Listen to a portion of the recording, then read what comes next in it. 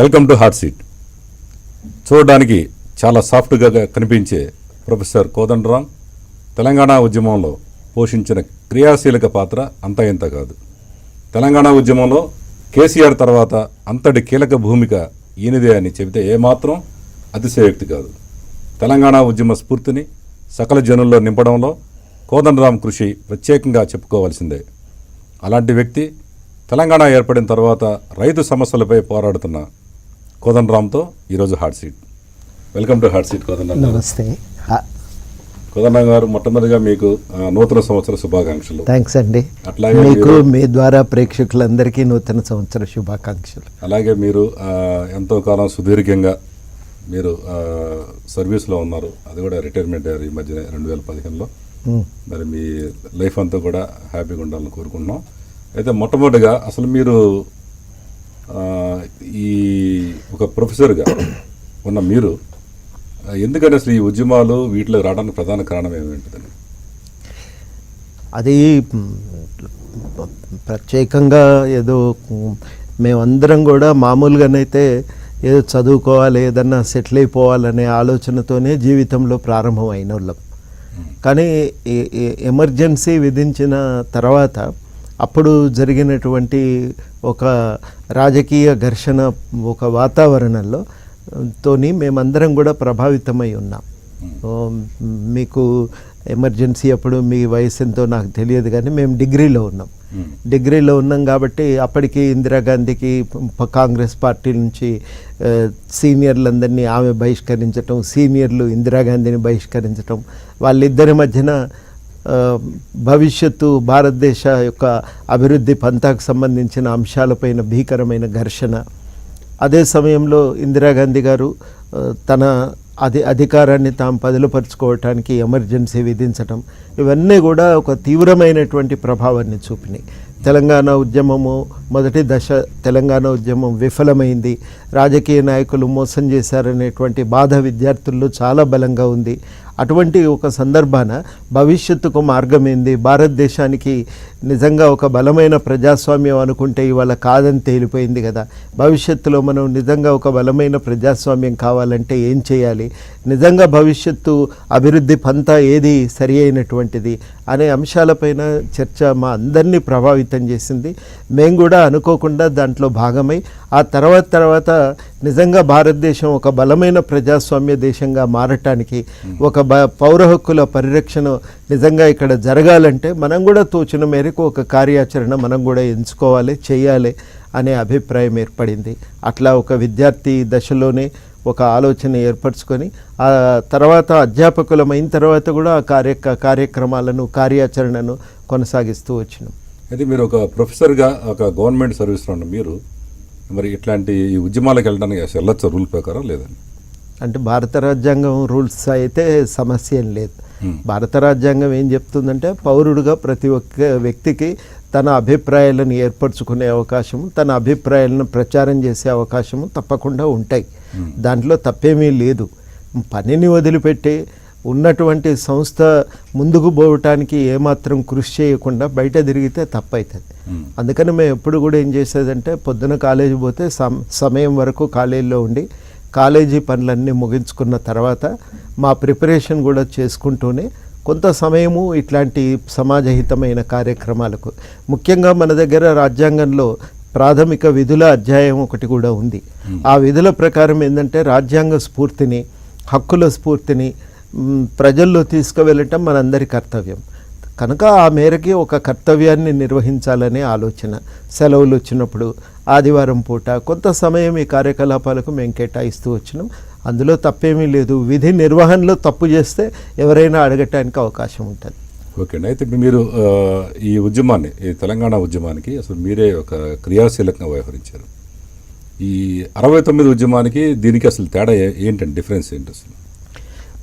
69 ఉద్యమాన్ని నిజంగా మనం తక్కువ చేయటానికి వీల్లేదు. అది కూడా చాలా ఉధృతంగా సాగిన ప్రజా ఉద్యమం. చాలా పెద్ద ఎత్తున ప్రజలు రోడ్ల మీదకి వచ్చారు.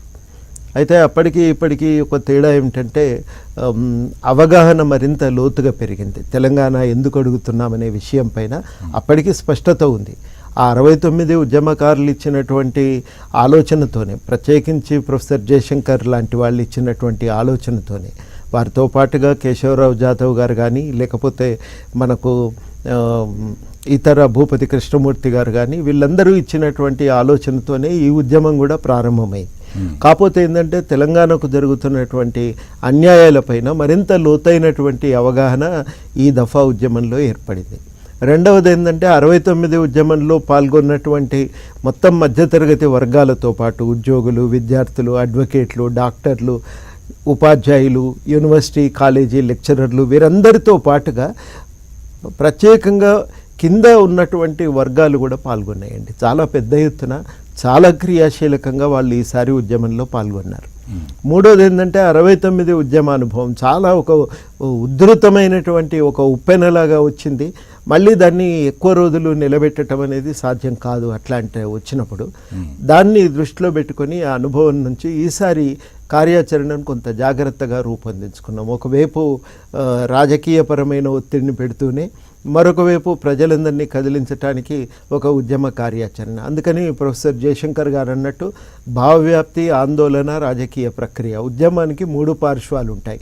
మూడింటిని మనం నడపవలసిందే సమాంతరంగా అని అనుకున్నాం. ఆ పద్ధతిలోనే ఎప్పటికప్పుడు సమస్యల మీద భావవ్యాప్తి చేస్తూ, మరి వీలైనంత మేరకి ఆందోళన కార్యక్రమాలు, ఈ ఆందోళన కార్యక్రమాలను ఉధృతం చేస్తూ ఒక రాజకీయపరమైన ఒత్తిడి తెచ్చి రాజకీయ ప్రక్రియ ముందుకు నడవటానికి ఒక ప్రయత్నం చేయటం, ఈ మూడింటిని జాగ్రత్తగా జోడించుకొని మరి ఈ దఫా ఉద్యమాన్ని చాలా బలంగా ముందుకు తీసుకుపోవటం అనేది సాధ్యమైంది.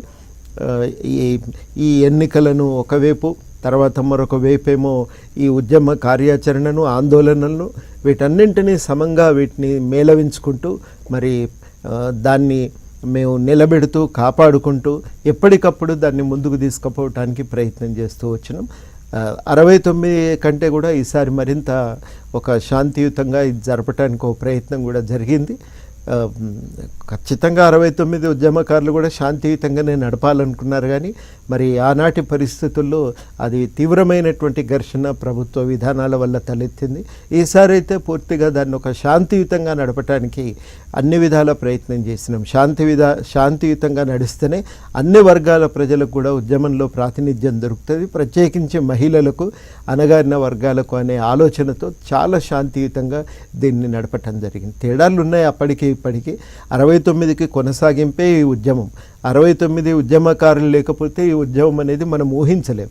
కానీ 69 అనుభవంతో దీన్ని ఇంకా అభివృద్ధి పరచుకోవటానికి వ్యూహాన్ని ఈసారి ఇంకా జాగ్రత్త పడ్డాం. 69తో పోలిస్తే ఇంకా ఎక్కువ వర్గాలను దీంట్లో సమీకరించేటువంటి ప్రయత్నము చేసినాం. కనుక దీన్ని 69 కొనసాగింపుగా చూస్తూనే 69 కంటే కూడా ఇంకా కొన్ని విషయాల్లో దాని అనుభవం నుంచి మెరుగుపరుచుకుంటూ ముందుకు నడిపినటువంటి ఉద్యమంగా మనం అర్థం చేసుకోవాలి. ఇప్పుడు మీరు అన్నట్టుగా భావవ్యాప్తి, ఆందోళన, రాజకీయ ప్రక్రియ, ఈ మూడిట్లో ఆందోళన చేసింది ఎక్కువ విద్యార్థులు. మీరు ఒక ప్రొఫెసర్గా ఇంతమంది విద్యార్థులు ఆందోళన కార్యక్రమానికి వెళ్ళడం, అది ఎప్పుడన్నా మీకు అనిపించిందా ఇది కరెక్టా కాదా, వీళ్ళకి ఏమైనా అవుద్దా అని మీకు అనిపించిందా మనసు?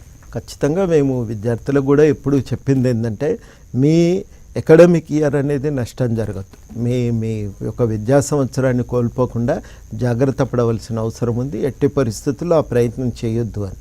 కనుక విద్యార్థుల యొక్క భాగస్వామ్యాన్ని చాలా సీరియస్గానే కొనసాగిస్తూ వచ్చినాం. అదే సమయంలో అంటే మేము కొనసాగించడం అంటే కూడా అది సరి అయినటువంటి మాట కాదు. ఎందుకంటే తమకు తాముగా విద్యార్థులు చాలా ఒక మెచ్యూరిటీతో, చాలా ఒక ఆలోచనతో, చాలా అవగాహనతో వాళ్ళే ఒక కార్యాచరణ తయారు చేసుకోగలిగినారు. కాబట్టి విద్యార్థులు కూడా ఈ జాగ్రత్తలు పాటించారు. అది ఇప్పుడు ఈ ఆందోళనలో చాలామంది చనిపోవడం జరిగింది. ఎక్కువ స్టూడెంట్స్ కూడా ఆత్మాహుతి కూడా చేస్తున్నారు. అప్పుడు మీకు ఒక ప్రొఫెసర్గా మరి మీకు బాధ అనిపించిందా లేదా ఆత్మాహుతి? ఒక ప్రొఫెసరే కాదండి, ఒక మనిషిగా ఎవరికైనా చాలా బాధ అనిపిస్తుంది. ఒక పిల్లవాడు చనిపోయినప్పుడు, ఒక అమ్మాయి చనిపోయినప్పుడు పోతే తట్టుకోలేం. మీరు ఎంత తట్టుకోలేమంటే, మేమందరం కూడా ఈ ఆత్మహత్యల మీద గవర్నర్కు మెమరాండం ఇవ్వటానికి వెళ్ళిన మొత్తం జేఏసీ స్టీరింగ్ కమిటీ గవర్నర్కు మెమరాండం ఇచ్చినప్పుడు ఆ ఆత్మహత్యల విద్యార్థుల సమస్యలను వివరిస్తూ, విద్యార్థుల సమస్యలు వివరిస్తూ, చనిపోయినటువంటి ఘటనలను వర్ణిస్తూ చాలామంది ఏడ్చిండ్రు ఆ రోజు మా మీటింగుల్లో. ఆ ఒక్కసారే కాదు, హాస్పిటల్కి ఒకసారి మేము మొత్తం స్టీరింగ్ కమిటీ పోయినాం ఉస్మానియా హాస్పిటల్కి. ఆ ఉస్మానియా హాస్పిటల్కి పోయి బయటకు వచ్చిన తర్వాత ఆ రోజు ఏడవని వాళ్ళు లేరు స్టీరింగ్ కమిటీలో. అంతటి ప్రతిసారి అనుకునేది ఇంకోసారి వీడికి వచ్చే పరిస్థితి రావద్దు అని. మార్చురీ దగ్గరికి వెళ్ళటం అంటే చాలా భయంకరమైనటువంటి ఒక మానసిక వేదన. అది మామూలుగా ఉండదండి. అది మనిషి చనిపోయిందంటే ఎటువంటి వాళ్ళకు రోడ్డు మీదనే యాక్సిడెంట్ ఎవరైనా చనిపోతే మనం బాధపడతాం. అటువంటిది ఒక పిల్లవాడు, ఒక అమ్మాయి తనకు తానుగా ఒక లక్ష్య సాధన కోసం ప్రాణాలను త్యాగం చేస్తుందంటే మాకే చాలా బాధ అనిపించేది. నిజంగా వీళ్ళు ఇంత త్యాగం చేస్తున్నప్పుడు కనీసం మనం ఈ ఉద్యమాన్ని కాపాడుకుంటూ ముందుకు నడిపించటం మన బాధ్యత. ఆ బాధ్యతను మనం మరింత సీరియస్గా తీసుకోవాలని ప్రతిసారి అనుకునేది. ముఖ్యంగా ప్రొఫెసర్ జయశంకర్ గారు ఒకడు ఆయన కానీ బతికి ఉన్నట్టయితే ఎలా ఉండేదంటారు? ప్రస్తుతం ఉద్యమం ఎలా ఏ రూపంలో ఉండేదంటారు? మాకు చాలా ఒక మానసిక స్థైర్యం ఉండేదండి. మిగతా వాళ్ళని కాసేపు పక్కన పెడితే వ్యక్తిగతంగానైతే మాకు మానసిక స్థైర్యం ఉండేది. ఎప్పుడైనా కానీ ఏదన్నా ఒక నిర్ణయం తీసుకొని ధైర్యంగా ముందుకు పోయేది. వెనకాల ప్రొఫెసర్ జయశంకర్ గారు ఉన్నారు కదా, ఏదన్నా ఉంటే సార్ సరి చేస్తాడులే, మనకు సలహా ఇస్తాడులే, సరి చేసుకోవచ్చు అనే ఒక ధైర్యం ఉండేది. రెండోది ఏంటంటే ఏదైనా మేము అవసరమైనప్పుడు, ఇంకా క్లిష్టమైనటువంటి సందర్భాలు ఉన్నప్పుడు మేము వెళ్ళి అడిగితే జయశంకర్ గారు మాకు మంచి సలహాలు చెప్పి, ఇట్లా కాదు మీరు ఇట్లా ప్రయత్నం చేయాలి, లేకపోతే మేము తీసుకున్న నిర్ణయం బాగుంటే మంచి ఆలోచనతో నడుస్తున్నారు, మీరు ఇదే పద్ధతిలో ముందుకు పోండి, భవిష్యత్తులో ఈ జాగ్రత్తలు పాటించండి అని చెప్పేవాడు. మూడోది ఏంటంటే మేము ఎప్పుడు చాలాసార్లు సంశయాలకు గురైనప్పుడు ఇంకెవరినన్నా మనం ఈ పని చేయిస్తే బాగుంటుందేమో, ప్రతిసారి మనం ముందుండటం మంచిది కాదు అని మేము ఊకనుకునేది. నేను విద్యావంతుల వేదికకు ఎవరైనా ఒక పెద్ద మనిషిని మాకు అధ్యక్షులుగా ఇవ్వండి సార్ మీరు అని మేము సార్ను చాలాసార్లు అడిగితే సార్ ఏమన్నాడంటే, పని చేసేవాళ్ళు ధైర్యంగా బాధ్యతలను ఎత్తినేసుకోవాలి, మీరు ఇట్లా వెనకకు పోతే ఎట్లా అని మందలించి ముందుకు నెట్టి ఆ బాధ్యతలు మా నెత్తిన పెట్టి ధైర్యం ఇచ్చి మమ్మల్ని నడిపించిండండి. ఇవాళ మేము ఈ స్థితిలో ఉన్నామంటే ప్రొఫెసర్ జయశంకర్ గారి వల్లనే. ఖచ్చితంగా ఇవాళ తెలంగాణ పునర్నిర్మాణంలో, తెలంగాణ ప్రాంత అభివృద్ధిలో, తెలంగాణ ప్రాంతంలో సామాజిక న్యాయాన్ని విస్తరించడానికి ఏ కృషి జరిగినా తప్పకుండా జయశంకర్ గారు దానికి వెంట ఉండి సహకరించి ఉండేవాడు. దాంట్లో ఏ మాత్రము అనుమానం అవసరం లేదు. అది సారు కోరుకున్నాడు మాతో ఊకనేది, తెలంగాణ వచ్చినాక పని ఇంకెక్కువ ఉంటుందని. మనం ఆయన రెండే చెప్పేది, తెలంగాణ అభివృద్ధి చెందాలి, అభివృద్ధి ఫలితాలు అందరికీ దక్కాలి. ఇక ఈ పని మన మీద ఉంటుందా, మీరు అనుకునేరేమో అయిపోయింది మా బాధ్యత అని. మీరు ఈ బాధ్యతలు అయిపోవు, ఇంకా బలంగా మీరు నెత్తినేసుకొని ఇంతకంటే ఇంకా బాధ్యతగా పనిచేయవలసిన సమయం అది. ఖచ్చితంగా మీరందరూ అది దృష్టిలో పెట్టుకొని నడుచుకోవాలని చెప్పి మమ్మల్ని ఎప్పుడూ హెచ్చరిస్తుండేవాడు. అయితే ముఖ్యంగా మీరు ఇప్పుడు ఈ 2 దశలు, ఈ ఆందోళన దశ అయిపోయిన తర్వాత రాజకీయ ప్రక్రియకి వస్తే అప్పుడు అన్ని పార్టీలను కూడా మీకు మద్దతు ఇచ్చారు, కానీ మీరు ఒక టీఆర్ఎస్ పార్టీకి ఎందుకు సపోర్ట్ చేశారు? కారణం ఏంటండి? ఇప్పుడు 2014 వరకు కూడా మేము టీఆర్ఎస్ పార్టీకి ఎందుకు సహకరించినామంటే, తెలంగాణ రాష్ట్ర సాధన కోసం రాజీనామా చేయాలి అన్నప్పుడు ధైర్యం చేసి రాజీనామా చేసింది టీఆర్ఎస్ ఎమ్మెల్యేలు. బీజేపీ నుంచి లక్ష్మీనారాయణ గారు, టీడీపీ నుంచేమో మరి వేములవాడ ఎమ్మెల్యే రమేష్ గారు. వాళ్ళు మరి తెలంగాణ కోసం రాజీనామా చేస్తున్నప్పుడు మరి మేము తెలంగాణ ఉద్యమంలో వాళ్ళని కాపాడుకోవాలి కదా. మేము ధైర్యం చేసి వాళ్ళని మేము కాపాడుకోలేకపోతే తెలంగాణ ఉద్యమానికి రాజకీయ నాయకత్వం రూపొందదు, రాజకీయ నాయకత్వం ఎదిగే అవకాశమే లేదు, ఒక రాజకీయ ప్రక్రియను నడిపించేటువంటి శక్తి మాకు రాదు. అందుకని ఖచ్చితంగా ఎవరైతే సిద్ధపడి ఉద్యమం వెంట నడవాలని నిర్ణయించుకున్నారో వాళ్ళందరి వెంట మేము ఉన్నామండి. మీరు నాగం గారు రాజీనామా చేసినప్పుడు మేము వెళ్ళినాము, కాంగ్రెస్ నుంచి కానీ లేకపోతే టీడీపీ నుంచి కానీ రాజీనామా చేసి ఉద్యమంలో భాగం కావాలని నిర్ణయించుకున్నాం, మేము వెళ్ళినాం. తెలంగాణ వచ్చిన తర్వాత మేము ఖచ్చితంగా ఇంకా ఎన్నికల ప్రక్రియకు దూరంగానే ఉన్నాం కదా. అయితే ముఖ్యంగా ఆ రోజు అధికారంలో ఉన్న, కేంద్రంలో అధికారంలో ఉన్న కాంగ్రెస్ పార్టీయే తెలంగాణ ఇవ్వడానికి ముఖ్య కారణం. మరి అలాంటి పార్టీని ఎందుకు మీరు సపోర్ట్ చేయలేదు, దాన్ని ఎందుకు గెలిపించలేకపోయారు తెలంగాణ ప్రజలు కూడా? తెలంగాణ ఉద్యమానికి అందరు సహకరించారు. టీఆర్ఎస్ కేసీఆర్ గారు దీక్ష చేసిరి, రాజీనామా చేసి ఉద్యమానికి కాపాడటానికి అన్ని రకాలుగా వాళ్ళు సహకరించిరి. జేఏసీ ఉద్యమ కార్యాచరణలో కూడా వాళ్ళు ఉన్నారు. అదేవిధంగా బీజేపీ ఒక ప్రతిపక్ష పార్టీగా ఢిల్లీలో ఎప్పటికప్పుడు ఒత్తిడి పెట్టడానికి వాళ్ళ పాత్ర ఉన్నది. ఖచ్చితంగా కాంగ్రెస్ పాత్ర కూడా చాలా గొప్పది. సోనియా గాంధీ గారు కూడా చాలా గొప్ప నిర్ణయం తీసుకున్నారు. ఇక మీరైతే ఏం చేస్తారండి, ముగ్గురు కావాల్సినటువంటి వాళ్ళే కదా, మేము అదే అనుకున్నాం అప్పుడు. అంటే ప్రధానంగా ఏంటంటే కోదండరామ్ గారు ఈ జేఏసీ పూర్తిగా కేసీఆర్ కోసమే టీఆర్ఎస్ కోసమే పనిచేస్తున్నారు. దాంట్లో మేము ఎప్పుడు సంశయం పడలేదండి. అవసరమైనప్పుడు ఉద్యమానికి ఎవరైనా సహాయం చేస్తే మేము ఏమీ దాపరికం లేకుండా వాళ్ళకి సహాయం చేసినాం. ఇంకా దాంట్లో అనుమానాలు ఎందుకు, శశభిషలు ఎందుకండి, చేసినాం. మేము ఎందుకు చేయాలి? తెలంగాణ కోసం, తప్పకుండా తెలంగాణ కోసం నిలబడటానికి ఎవరు సిద్ధపడితే వాళ్ళకు మనం సహకరించాలని అనుకున్నాం, సహకరించినాం. ముఖ్యంగా ఈ మీరు అన్నట్టుగా జయశంకర్ గారి ఆశయాలు కానీ మీ యొక్క ఆశయాలు కానీ తెలంగాణ సాధించడమే కాదు, సాధించిన తర్వాత ఫలాలు అందరికీ అందాలని మీ యొక్క ముఖ్య ఉద్దేశం. ఇప్పుడు ప్రభుత్వం వచ్చి దాదాపు 2 సంవత్సరాలు అవుతుంది. ఇప్పుడు పూర్తిగా అందుతున్న నమ్మకం మీకుందా? అంటే ఇప్పుడు ఈ నిర్ణయము అందుకు ఆటంకంగా ఉంది అనటానికి ఏం లేదు. ఇప్పుడు ఇందులో ముఖ్యమైన విషయం ఏంటంటే కొన్ని నిర్ణయాలు అనేవి ఉపయోగకరమైన నిర్ణయాలు జరిగినాయి. ఉదాహరణకు పింఛన్ పెంచినారు 1000 రూపాయలకు, ఒక మంచి నిర్ణయమే అది. మీరు చూస్తే ఎందుకంటే కిలో రూపాయి చొప్పున ఒక్కొక్క వ్యక్తికి 6 రూపాయల బియ్యం ఇస్తున్నారు. మీరు ఒక కుటుంబములో 5గురు ఉంటే 30 కిలోలు, 30 రూపాయలకు బియ్యం వస్తాయి. తర్వాత వాళ్ళు ఇంకా అదనంగా అవసరం ఉంటే మార్కెట్లో, ఓపెన్ మార్కెట్లో బియ్యం కొనుక్కోవచ్చు. పప్పులు, నూనె, ఉప్పు, కారం ఇవన్నీ తెచ్చుకోవచ్చు. అంటే ఒక కుటుంబానికి తిండికి తిప్పలు లేకుండా నడుస్తున్నది కదా. కాబట్టి ఒక పేద కుటుంబానికి 1000 రూపాయలు ఇవ్వటం అనేది ఒక మంచి పరిణామమే. అదేవిధంగా దళితులకు 3 ఎకరాలు ఇస్తామనే ఆలోచన కానీ, ఇంకా ఇక్కడ ఉన్నటువంటి ఈ విద్యా వైద్యాన్ని ప్రభుత్వ రంగంలో పటిష్టం చేయాలనే ఆలోచన కానీ, ఇట్లాంటి కొన్ని మంచి నిర్ణయాలు జరిగినాయి. వాటి విషయంలో మాకు ఏమీ అభ్యంతరం లేదు. తర్వాత మేమేమో ఒక ప్రతిపక్ష పార్టీ కాదు, ప్రజలకు మేలు చేసే విధానాల పట్ల మేము ప్రయత్నం చేస్తాం. ఖచ్చితంగా మిషన్ కాకతీయ అమలు చేసినప్పుడు కూడా ఇది బాగుంది, ఇది నిర్ణయం జరిగితే బాగుంటుందని చెప్పినాం. మాకు ఎక్కడన్నా సమస్యలు ఎదురైనప్పుడు అవన్నింటినీ మేము ప్రభుత్వం దృష్టికి తీసుకుపోయినాం. ఆ పని కూడా మేమేం వదిలిపెట్టలే. కనుక అట్లా సమస్యలు ఉన్నప్పుడు మేము ఖచ్చితంగా మాట్లాడినాం. ఏదో వ్యవసాయానికి సంబంధించి, యువకుల ఉపాధికి సంబంధించి మేము సీరియస్గా ఆలోచన చేస్తున్నాం. మేము అనుకునేది ఏమంటే తెలంగాణలో నిలకడైన ఆర్థికాభివృద్ధి సాధించాలంటే ముందు వ్యవసాయం బాగుపడాలి. రెండవది ఏంటంటే చిన్న సూక్ష్మ గృహ పరిశ్రమలు, కుటీర పరిశ్రమలు బాగుపడాలి.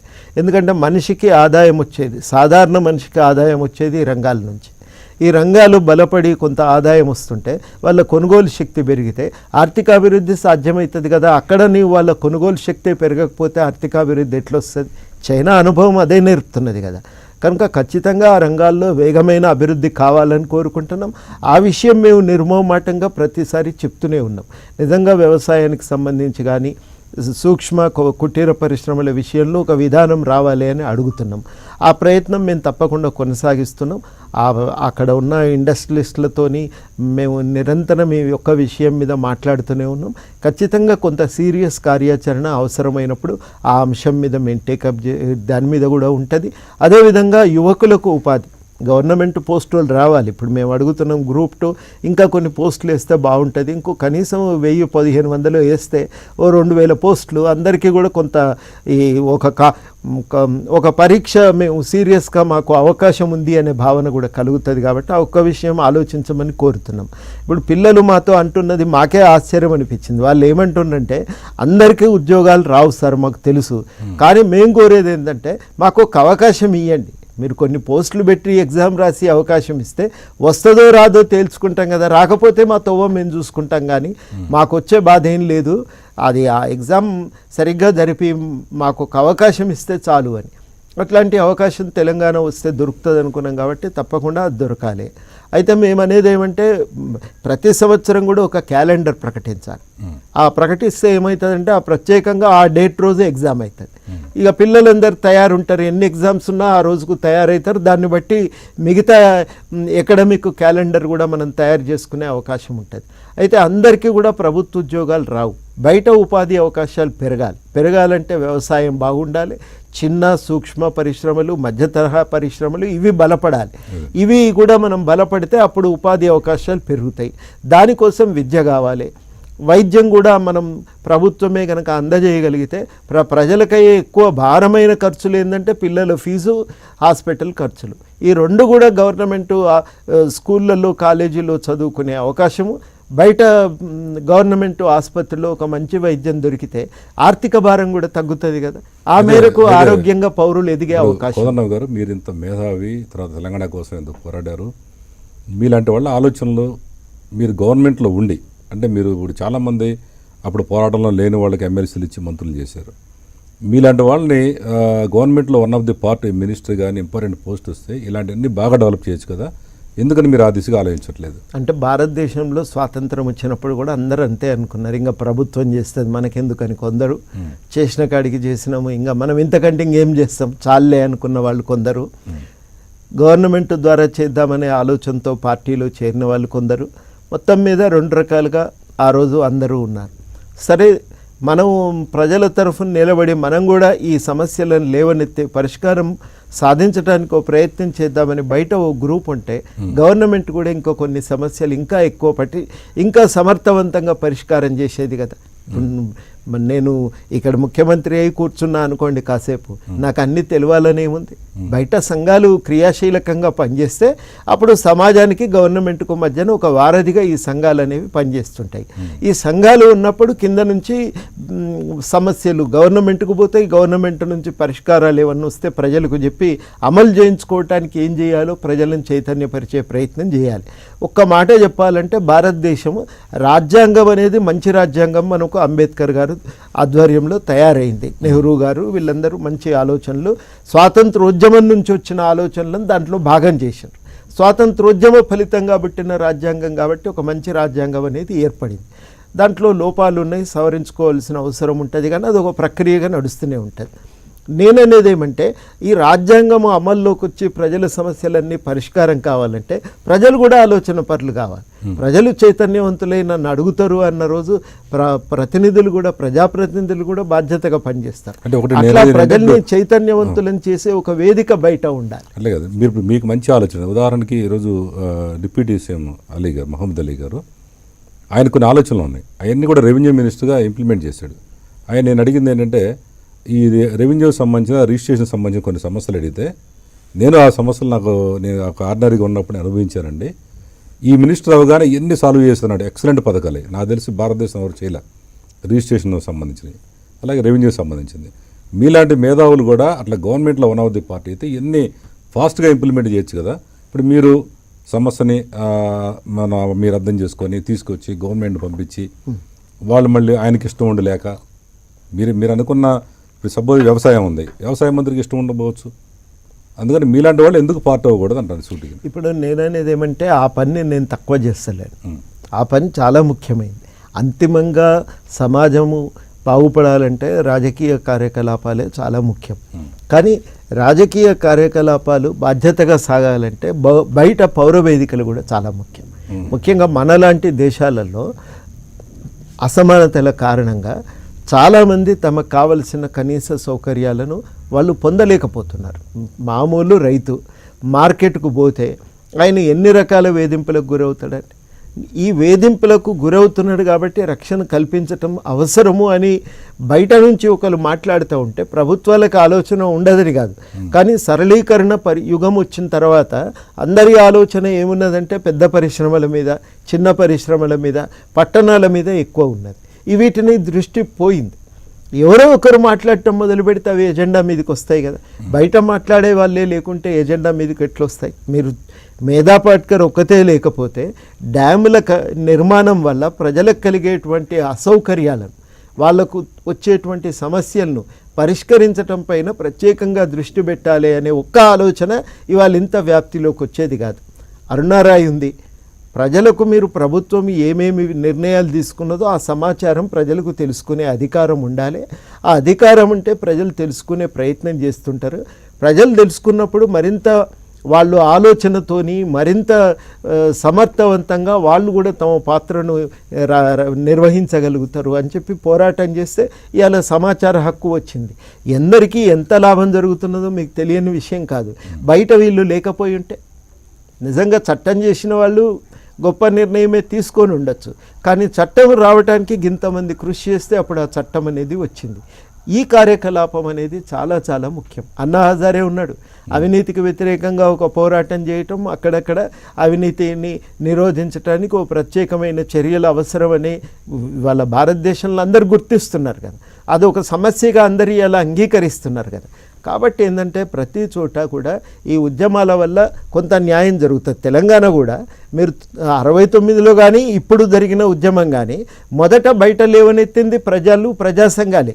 వీళ్ళు అన్నారు, మాకు తెలంగాణ ఆంధ్రప్రదేశ్లో మాకు ఇన్ని అన్యాయాలు జరుగుతున్నాయండి, మా రాష్ట్రం మాకైతే తప్ప మేము న్యాయం పొందే అవకాశం లేదు, మాకు కావలసినటువంటి విధానాలను కూడా ప్రభుత్వాల నుంచి సాధించుకునే పరిస్థితి లేదు అని చెప్పి అందరూ కదిలితే అప్పుడు రాజకీయ నాయకత్వం కూడా దానికి సానుకూలంగా నిర్ణయం తీసుకుంది.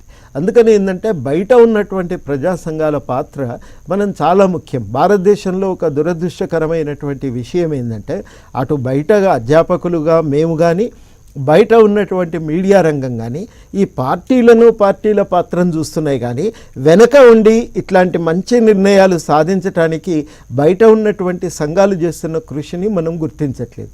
ఈ బయట ఉన్న ఈ సంఘాలు చేస్తున్న కృషిని మనం ఇవాళ గుర్తించి ఉంటే ఇవాళ ఇంకా ఈ సంఘాలు ఇంకెట్లా పనిచేస్తే బాగుంటుంది అనే చర్చ అవకాశం ఉండేది.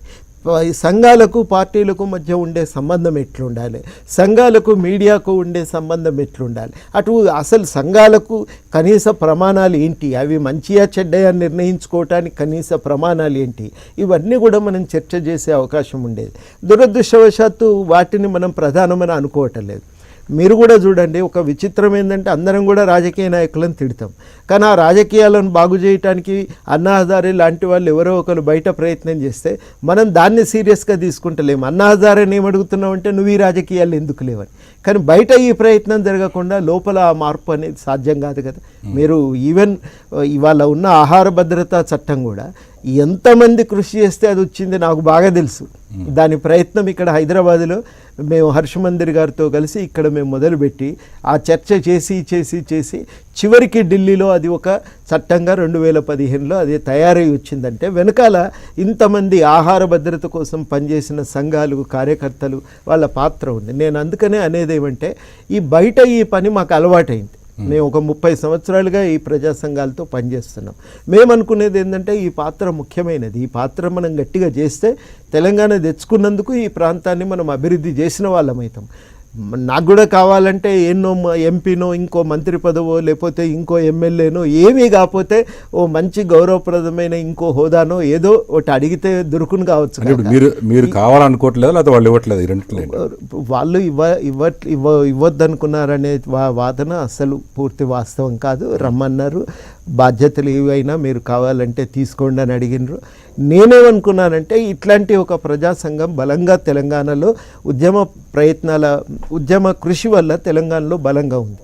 ఆ సంప్రదాయంతో మనకు పరిచయం ఉంది, ఆ సంఘాల పని విధానంతో మనకు అనుభవం ఉంది. మనం ఈ రంగానికి పరిమితమై మనం పనిచేస్తే తెలంగాణకు దోహదపడిన వాళ్ళం అవుతామని ఒక ఆలోచనతో ఆ నిర్ణయం తీసుకున్నాం. ఓకే, కోదండరామ్ గారితో మరిన్ని విషయాలు చర్చించే ముందు ఒక చిన్న బ్రేక్.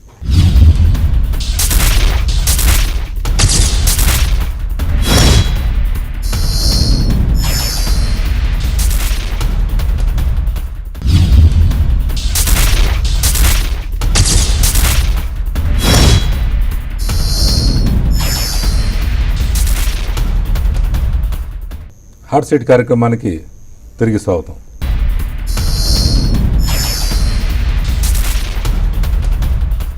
కోదండరామ్ గారు, మీరు ఈ ఉద్యమంలో అనేక ప్రముఖమైన పాత్ర వహించారు కదా. ఒకసారి మన ఈ హుస్సేన్ సాగర్ అప్పుడు సాగర్ హారం ఒకటి చేపట్టారు, మీరే నాయకత్వం వహించారు. అప్పుడు ఈ టియర్ గ్యాస్ పడి మీరు చాలా ఇబ్బంది పడ్డారు, కళ్ళకి చాలా ఎఫెక్ట్ అయింది, ఆందోళనకు గురయ్యారు బాగా. ఏంటండి అప్పుడు మీ అనుభవం ఏంటి అసలు? అనుభవం అయితే అది నిజంగా ఒక రకంగా చాలా మాకు ఇబ్బంది అన్నను కానీ బాగా అంటే మేము కష్టపడి మేము నడిపించిందంటే అదొకటే, ఆ కార్యక్రమం ఒకటి ప్రత్యేకంగా చెప్పుకోవాలి. అట్లాగే మానుకోట ఘటన కానీ అప్పుడు ఏం జరిగిందంటే మేము నిజంగా పర్మిషన్ ఇవ్వమని అడిగినాం. పర్మిషన్ ఇవ్వమని అడిగితే మేము ట్యాంక్ బండ మీద అడిగినాం. వాళ్ళు ఏమన్నారంటే ట్యాంక్ బండ ఇవ్వమన్నారు. ఇంకా చర్చల తర్వాత చివరికి నెక్లెస్ రోడ్డు మీద అయితే అవకాశం కల్పిస్తామన్నారు. మీరు పర్మిషన్ ఇస్తే మేము శాంతియుతంగా జరుపుకుంటామని హామీ ఇచ్చినాం.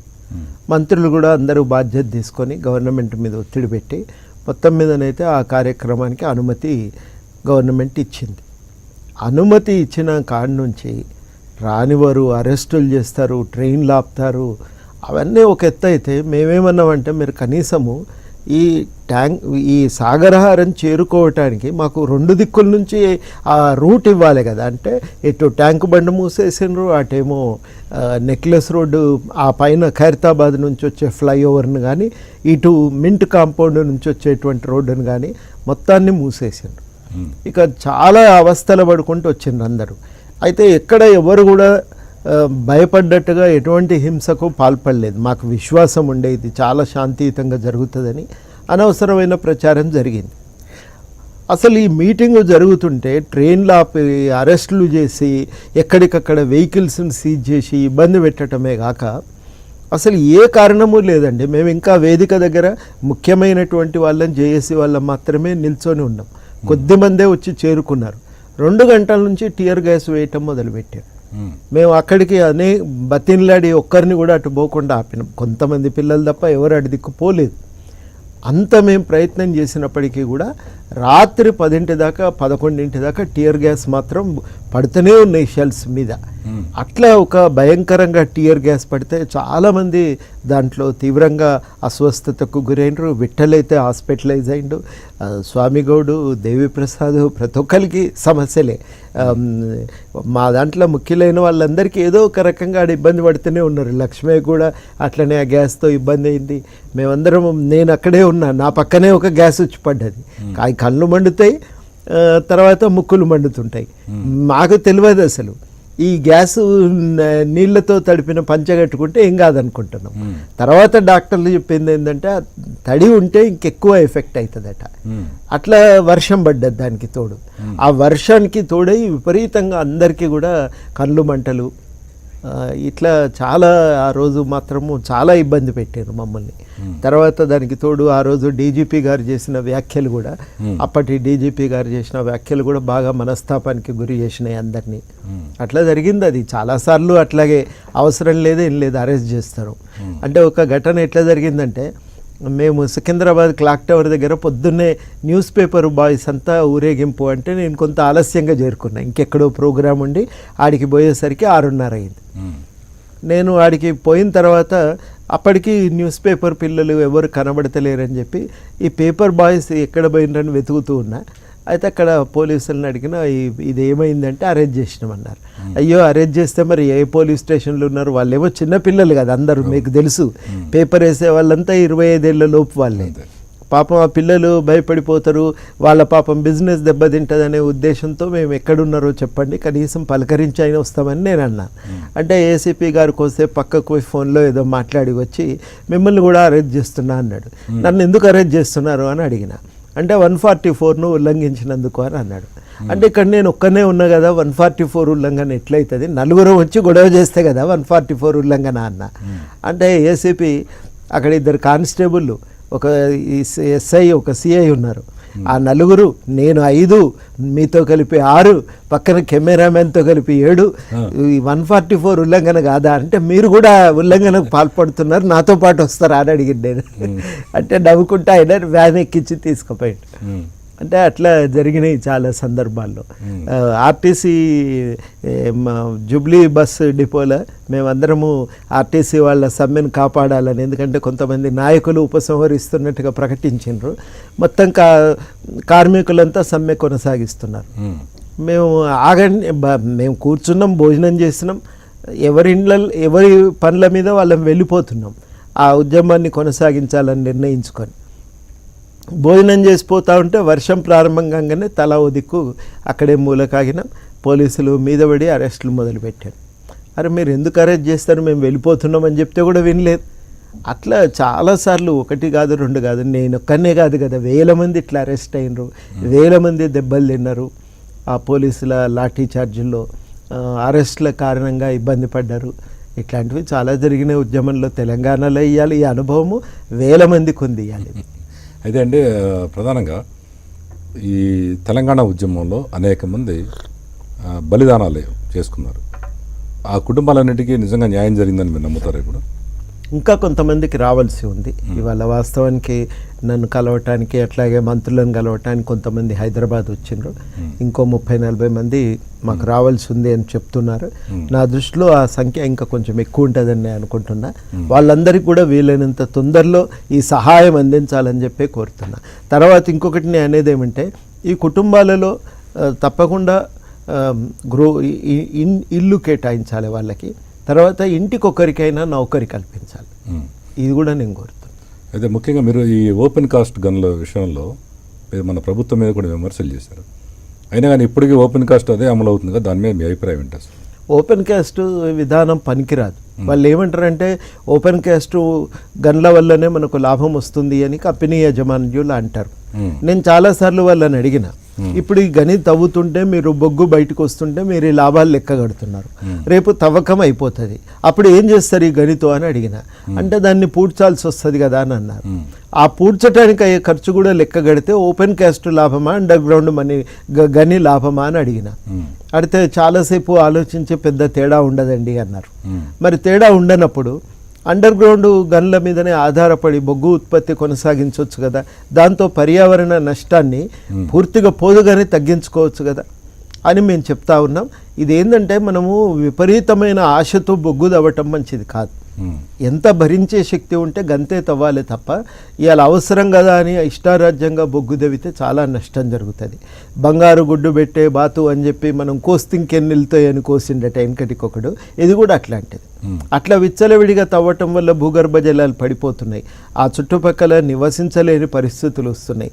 వ్యవసాయం పూర్తిగా ఛిద్రమైపోతున్నది. మరి రేపు నదీ జల పరివాహక ప్రాంతం కూడా దెబ్బతినే ప్రమాదం ఉంది. గోదావరి నది పరివాహక ప్రాంతం. వీటినన్నింటినీ దృష్టిలో పెట్టుకొని ఒక నియంత్రణ చాలా అవసరం అని చెప్పి మేము భావిస్తూ ఉన్నాం. ఎంత అవసరమో గంతే తవ్వండి. విచ్చలవిడిగా ఈ బొగ్గు తవ్వకాలు అనేవి పనికిరావు. దేశీయ అవసరాలన్నింటికీ ఇక్కడి నుంచే నేను బొగ్గు తవ్వి తీసుకుపోతానంటే కుదరదు.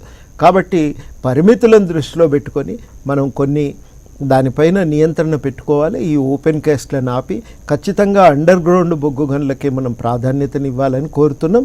విద్యుత్ అవసరాల కోసం ఇవాళ ప్రత్యామ్నాయంగా మనకు సోలార్ ఎనర్జీ వచ్చింది. ఇవాళ ఆ సౌర విద్యుత్తు మీద మనం ఆధారపడటం కూడా నేర్చుకోవాలి. అయితే ఇప్పటికీ అదే కంటిన్యూ అవుతుంది కదా, రాబోయే రోజుల్లో మీ దాని మీద ఎలాంటి చర్యలు తీసుకోబోతున్నారు? ఇప్పుడు బాధితులందరూ ఒకటిగా నిలిస్తే లాభము అని అనుకున్నాం. ఇప్పుడు ఆదిలాబాద్ జిల్లాలో చాలా విచిత్రం అండి. ఆదిలాబాద్ జిల్లా మీకు బాగా తెలుసు, మధ్యన పీఠభూమి చాలా ఎత్తు మీద ఉంటుంది. అటువైపు నుంచి ఒక జాతీయ రహదారి, అది ఆర్మూర్ నుంచి కామారెడ్డి, ఆర్మూర్ నుంచి నిర్మల్ ఆదిలాబాద్ మీదుగా అది నాగ్పూర్ పోతుంది. యువతల వైపు రైల్వే లైన్ ఉంది. ఈ రైల్వే లైను ఢిల్లీ దాకా వెళ్ళే గ్రాండ్ ట్రంక్ రోడ్, అది కనెక్షన్. అది ఈ రెంటికి ఈ రైల్వే లైన్కు అటు ఇటుగా మొత్తంగా వీళ్ళు బొగ్గు ఓపెన్ కాస్ట్లు తవ్వాలని ప్లాన్ చేస్తున్నారు. అది కనుక జరిగితే ఆదిలాబాద్ తూర్పు ప్రాంతం ఇక ఉండదిగా, అవి మొత్తము బొగ్గు దిబ్బలు తప్ప ఇంకేం మిగిలవు అక్కడ. కాబట్టి ఇట్లాంటి ప్రయత్నం మంచిది కాదు. మేము చెప్పినాం, ఈ మొత్తంగా ఈ రైల్వే లైన్ వెంబడి అక్కడ టౌన్స్ ఉంటాయండి. మంచిర్యాల పైన మందమర్రి, బెల్లంపల్లి, ఆ పైన ఆసిఫాబాదు, రెబ్బెన, ఇవన్నీ ఉంటాయి. ఇప్పుడు ఏమవుతుందంటే వీటెంబడి తవ్వుతున్నారు. ఇటు నుంచి ఇటు గోదావరి కనికి వచ్చే రోడ్డు వెంట తవ్వుతున్నారు. ఈ చెన్నూరు ఇవేవి కూడా మిగిలే పరిస్థితి లేదు. ఈ టౌన్స్ చుట్టూ అల్లుకొని లోతట్టు ప్రాంతం ఉంది. ఇక అక్కడ కూడా నీకు బొగ్గు గనులు ప్లాన్ చేస్తున్నారు. మరి ఇవన్నీ అయితే ఆ జిల్లాల ప్రజలు ఎక్కడికి పోవాలి, వాళ్ళ బతికేం కావాలి, అక్కడ వ్యవసాయం ఎట్లా నడవాలి? అక్కడేమో చాలా బ్రహ్మాండమైనటువంటి మామిడి తోటలు ఉంటాయి. అక్కడ ఒక విచిత్రం ప్రత్యేక పరిస్థితి ఏంటంటే ఈ మామిడి తోటలు చాలామంది చిన్న రైతులకు కూడా ఉన్నాయి, కొంతమంది సింగరేణి కార్మికులకు కూడా ఉన్నాయి. ఇప్పుడు అవి నాశనం అయిపోతే వాళ్ళకు మంచి ఆదాయం ఉన్నది దాని నుంచి. వాళ్ళు ఎక్కడికి పోవాలి, బతకాలి ఎట్లా అని చెప్పి మేము అడుగుతూ ఉంటే దానికి ఇంతవరకు ఒక సమాధానం అనేది రాలేదు. గతంలో ఉన్న సీఎండీ గారేమో ఒకసారి మాట్లాడదామండి అని ఒప్పుకున్నారు. ఈ సీఎండీ గారికి కూడా మాట వరుసకు మేము చెప్పినాం, కానీ మేము ఇంతవరకు కలవలేదు. కలిసి మాట్లాడతాం, ఖచ్చితంగా మరి ఒక న్యాయం చేస్తారని ఆశిస్తున్నాం. ఒకవేళ జరగకపోతే మాత్రం ఈ అన్యాయాన్ని కొంత గట్టిగానే మేము మాట్లాడాల్సి వస్తుంది. ఎందుకంటే ముఖ్యంగా మీరు ఈ తెలంగాణకి పదవులొద్దు వాచ్ డాగ్ లాగా ఉంటానని చెప్పారు మీరు. అవును కదా. ఇప్పుడు మరి కుటుంబ సమగ్ర సర్వే జరిపారు. అసలు ఆ సర్వే వివరాలు ఇంతవరకు వెల్లడించట్లా ప్రభుత్వం. ఎందుకని కారణం? మరి మీరేమి దాని మీద ఎందుకు మాట్లాడలేదు మీరు? నా దృష్టిలో ఏంటంటే ఆ సమాచారం చాలా అవసరం. వాళ్ళు అంతర్గతంగా సరిగ్గా నిర్ణయాలు తీసుకోవటానికి వాడుకుంటున్నారని నేను అనుకుంటున్నా. ఆ సమాచారం కొంత బయట కూడా పెడితే ఇంకా ఎక్కువ ఉపయోగకరంగా అనిపిస్తే బాగానే ఉంటుందేమో, నెట్లో కూడా పెట్టవచ్చేమో ఆ సమాచారం అని చెప్పి నేను అనుకుంటున్నా. ఇంకా అంతకంటే నేను ఎప్పుడు దానిపైన ఇంకెక్కువ ఆలోచన చేయలేదు. ముఖ్యంగా మరొక ఇంపార్టెంట్ ప్రశ్న ఏంటంటే, మీరేమో రైతు సమస్యల మీద పోరాడుతున్నారు. ఈ ప్రభుత్వం వచ్చిన తర్వాత అప్పుడు అనౌన్స్ చేయని పథకాలు కొన్ని అనౌన్స్ చేస్తుంది. ఏంటంటే కళ్యాణ లక్ష్మి పథకాన్ని, తర్వాత షాదీ ముబారక్ ఒకటి, ఈ రకరకాల ఈ క్రైస్తవులకి టెంపుల్స్ కట్టేయటం, లేదా ఇట్లా రంజాన్ పండుగ వచ్చినప్పుడు అమౌంట్స్ ఒకటి ఇవన్నీ ఇస్తున్నారు. రైతుల మీద ప్రత్యేకమైన దృష్టి ప్రభుత్వం పెట్టట్లేదు. దాన్ని మరి మీరేం చేయబోతున్నారు దాని మీద? మీరు చెప్పింది 100% వాస్తవం. మేము అక్కడిక్కడ పోతే మమ్మల్ని అడుగుతున్నారు. తెలంగాణ అప్పుడు మీరు పిలిపిస్తే మేము కదిలితివి, ఇప్పుడేమో మేము కష్టాల్లో ఉంటే మీరు పట్టించుకుంటలేరు అని కొన్నిసార్లు కోపంగా, కొన్నిసార్లు స్నేహపూర్వకంగానైనా మందలింపులు ఇవి ఉంటున్నాయి మాకు కూడా. అందుకని మేమేమనుకున్నామంటే ముందుగా ఒకసారి పరిస్థితి ఏంది అధ్యయనం చేద్దామని. ఎన్నికలకు ముందు నుంచి ఉన్నాం. మళ్ళీ ఒకసారి మొత్తంగా సమగ్రంగా సమాచారం తెలుసుకున్న తర్వాత ఆత్మహత్యలు ఆపాలని పాదయాత్రలు చేసినాం. అక్కడ ఇక్కడ తిరిగి కొంత అధ్యయనం చేసినాం, రైతు సంఘాలతో చర్చలు చేసినాం. ఇవన్నీ అయిన తర్వాత మేము కూడా అన్ని సంఘాలం ఐక్యమైదామని ఒక జేఏసీగా ఏర్పడి ఆ రైతు సమస్యలు ముఖ్యమైన వాటిని ఎజెండా మీదకి తెచ్చినాం. ఆ తర్వాత అసెంబ్లీ సమావేశాల సందర్భంగా మొత్తం అన్ని పార్టీల శాసనసభ్యులను కోరినాం ఒక సరి అయిన చర్చ చేసి మంచి విధానాలను మీరు రూపకల్పన చేయండి, ఇది అవసరం ఇవ్వాలని. కాలేదు. అప్పుడు మరి అనుకోకుండా హైకోర్టులో చర్చ ప్రారంభమైంది. వాళ్ళెవరో ఒక సంఘం వాళ్ళు మరి ఆత్మహత్యల కోసం నివారించాలని కోరుతూ కోర్టు ముందు ప్రజా ఉపయోగ వాద్యం వేసిండ్రు, పబ్లిక్ ఇంట్రెస్ట్ లిటిగేషన్ కేసు వేస్తే నేను కూడా దాంట్లో ఇంప్లీడ్ అయ్యి మేము కోరింది ఏమంటే నిజంగా మనము సరి అయిన నిర్ణయాలు కనుక తీసుకోగలిగితే ఈ ఆత్మహత్యలను మనం ఆపటం సాధ్యమవుతుంది. దానికి మా దృష్టిలో దిగువ పరిష్కారాలు ఉన్నాయి అనేది మేము కొన్ని కోర్టు దృష్టికి తీసుకొని పోయినాం. కోర్టు వారు దాన్ని సీరియస్గానే తీసుకొని మరి చర్చ జరపాలని చెప్పి ప్రభుత్వంతో కోరితే ప్రభుత్వం కూడా ఈ మధ్యకాలంలో మా అందరినీ పిలిచి సెక్రటరీ గారు, పార్థసారథి గారు అందరితో దాదాపు ఒక 38 మంది 4.5 గంటల పాటు రైతుల సమస్యల మీద పరిష్కారాలు సూచిస్తూ అందరూ కూడా మాట్లాడారు. వాటిని వీరు కోర్టుకు మొన్న 4వ తారీఖు నాడు కోర్టు ముందు వాటికి కోర్టుకు సమర్పించారు. జరిగిన చర్చ వచ్చిన సూచనలు అన్నింటినీ కోర్టు ముందు పెడితే కోర్టు వారు పరిష్కారాలు సూచించమని అడిగినారు. మరి వీరేమో ప్రభుత్వం ఇప్పుడు ఒక 5-6 వారాలు సమయం అడిగినట్టు. కోర్టు కూడా ఎందుకంటే మీరు పరిష్కారాలు తయారు చేసుకోవటానికి చర్చించుకోవటానికి సమయం అవసరం అనటంతో వాళ్ళు కూడా కొంత సమయం ఇచ్చిండ్రు. బహుశా ఈ 5-6 వారాల్లో మరి గవర్నమెంట్ కూడా ఒక పరిష్కారంతో ముందుకు వస్తుందని అనుకుంటున్నా.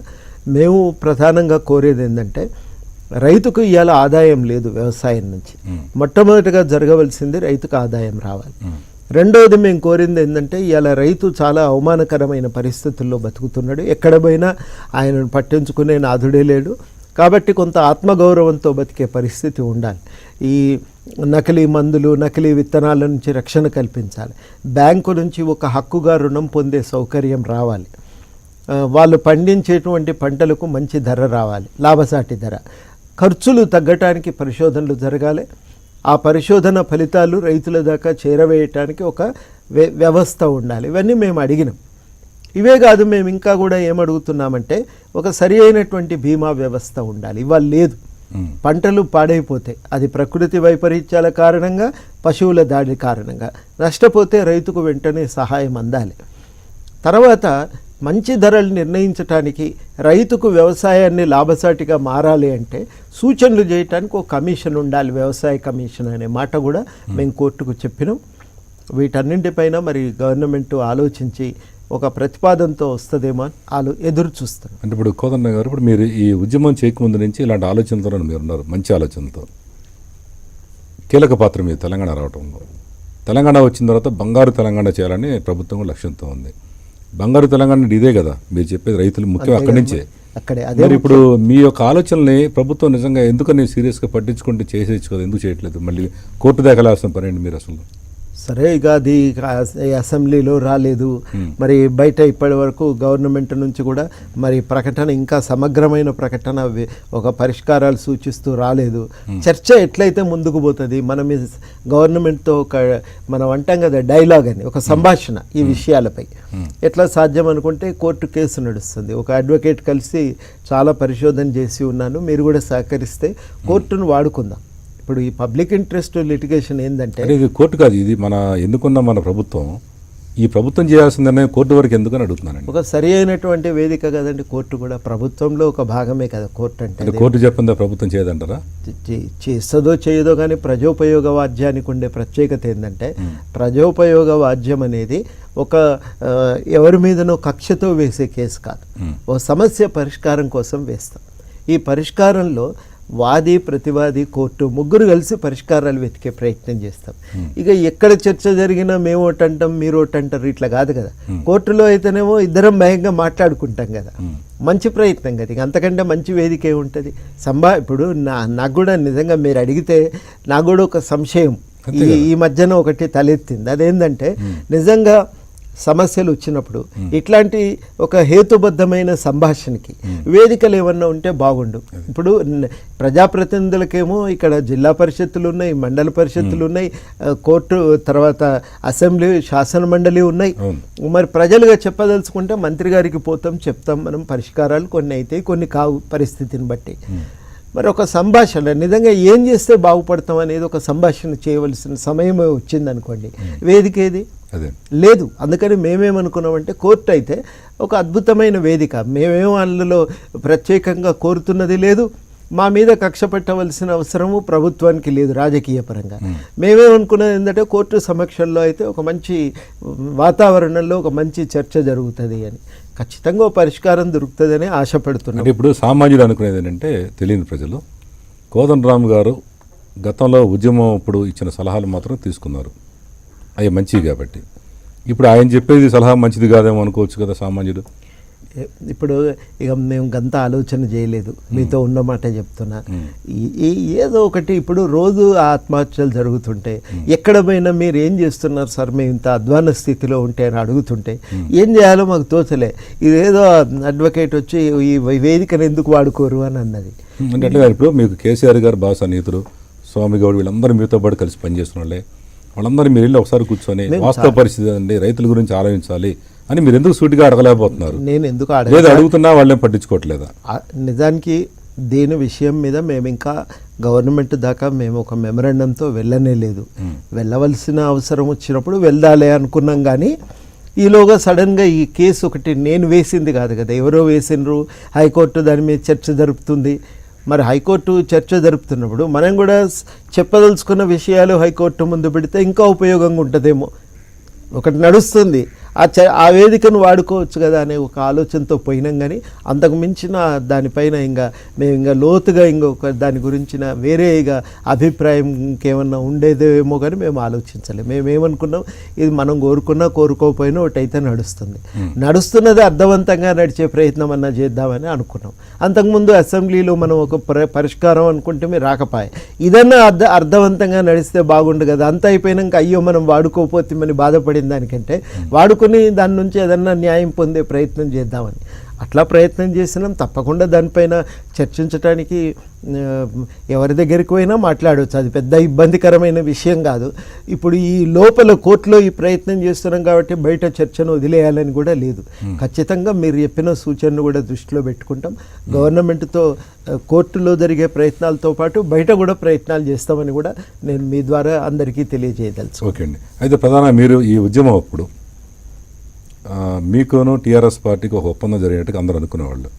అదేంటంటే టీఆర్ఎస్ పార్టీ ఇక్కడ అధికారంలోకి వస్తే సెంట్రల్లో కాంగ్రెస్ గారిని వచ్చినట్టయితే కోదండరామ్ గారిని అక్కడ గవర్నర్గా పంపిస్తారని, నిజమేనది? ఎవరికి ఊహకేంది వస్తే అవి మాట్లాడుకుంటారు.